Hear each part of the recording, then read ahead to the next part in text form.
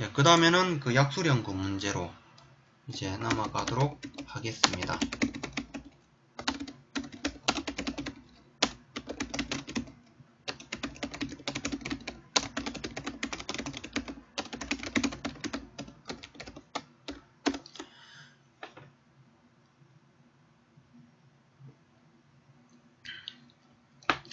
수재. 우리 그 산림사업에서는 아마 저는 수재를 그 적용을 하는 걸 한 번도 못 봤는데, 아마 저기 토목 분야에서는 그 수재를 조금 적용을 하는 걸로 알고 있고요. 이 수재에 대한 문제는 그 과거에 두 문제가 나왔었는데, 그 89회 때 1교시에 한번 나온 적이 있었고요. 그 다음에 또 78회 때 4교시에 문제가 하나 나왔었는데, 그 어떤 문제가 나왔었느냐, 수재를 그 유수 방향에 따라서 특징과 그 장단점을 설명하시오라는 그 문제가 나온 적도 있습니다. 예, 이 부분 그 기억해 주시면 될 것 같고요. 그럼 먼저 첫 번째, 물론 이제 그 사방 사업에 대한 그런 공법 중의 일환이겠지만 1교시형이기 때문에 저는 바로 수재의 개요로서 시작을 해 주도록 할게요. 수재란 무엇이냐, 개 안으로부터 유심을 향해서 적당한 길이와 방향으로 돌출한 공작물, 이게 수재가 되겠고요. 그럼 수재를 설치하는 목적은 무엇이냐, 개 안으로부터 유심을 멀어지게 하여 유로를 규제를 하고요. 그 다음에 개 안의 붕괴나 그 다음에 붕괴가 확대되는 것을 방지하기 위해서 설치한다라는 것. 그 다음에 개 폭이 상당히 넓은 굴곡부 등의 계획을 한다라는 것. 그러니까는 뭐 하천 뭐 공사라든지 이런데 그 많이 적용을 한다라고 보시면 될 것 같아요. 그 다음에 이제 그 수재의 방향에 대해서 설명을 할 건데, 두 가지 경우로 나눌 수가 있겠습니다. 먼저 첫 번째가 유심선 또는 절선에 대해서 상향 70에서 90도의 각도를 표준으로 한다라는 것. 그러니까는 이렇게 그 유심선이 있으면은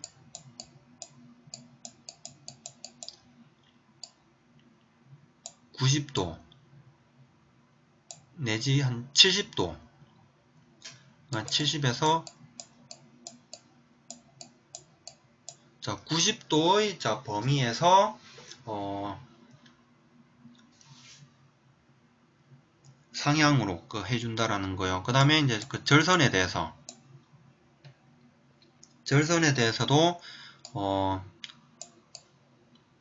70도 내지 그 90도 상향에 대해서 상향으로 그 설치를 해주는 것을 그 이건 표준으로 한다라는 것. 이게 그 첫 번째 그 방향에 대한 설명이 되겠고, 그 다음에는 이제 수재의 그 돌출 각도에 따른 구분이 되겠습니다. 크게 세 가지인데 상향 수재와 하향 수재, 그 다음에 직각 수재, 이렇게 그 세 가지로 구분을 할 수가 있겠는데, 먼저 그림으로서 이제 설명을 드리자면은,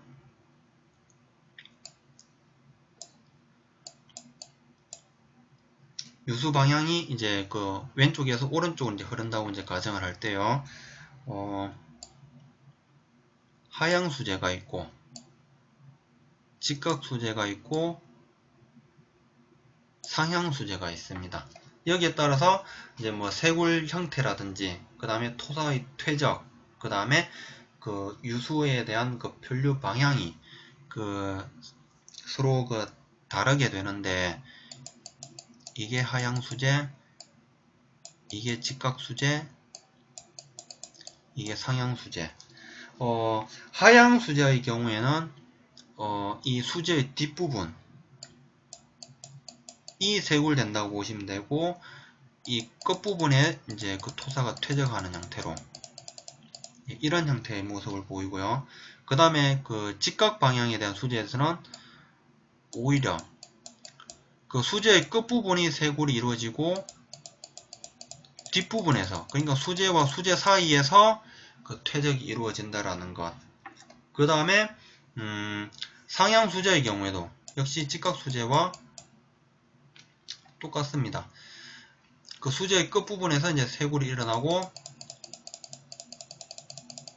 수재와 수재 사이에 그 퇴적이 발생을 하는 형태라는 것. 예, 이게 그 돌출 각도에 따른 그 구분이 되어 있고, 이제 여기에 대해서 이제 설명을 그 드리고자 한다면은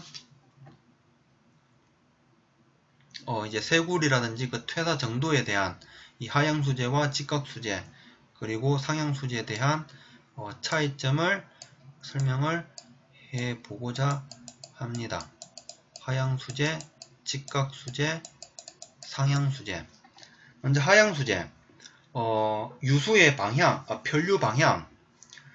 유수는 그 계안을 향해서 편류를 한다라는 것. 그러니까는 유수가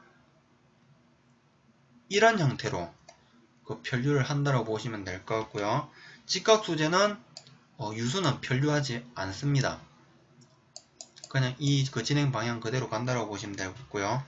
그 다음에 상향 수재 같은 경우에는 계류의 그 중심을 향해서 편류한다라는 것. 그러니까는 이런 형태로 그 편류 방향으로 그 보시면 될 것 같아요. 그 다음에 이제 쇄골에 대한 정도. 하향 수재 같은 경우에는 두부의 그 쇄골이 약하다라는 것. 그 다음에 직각 수재는 두부 사이의 그 쇄골은 가장 약하고, 그 다음에 상향 수재는 두부의 그 쇄골이 그 강하다라는 것. 그 다음에 이제 그 퇴적에 대한 정도. 하향 수재 같은 경우에는 수재 사이의 그 사력의 퇴적이 직각 수재보다 적고, 그 다음에 직각 수재는 수재 사이의 그 중앙에 대해서 사력이 퇴적한다라는 것. 이 부분 되겠죠. 그 다음 상향 수재는 수재 사이의 그 사력의 퇴적이 하향 수재보다 많다라는 점. 예, 이렇게 저는 이 문제에 대해서 설명을 해 줄 것 같습니다.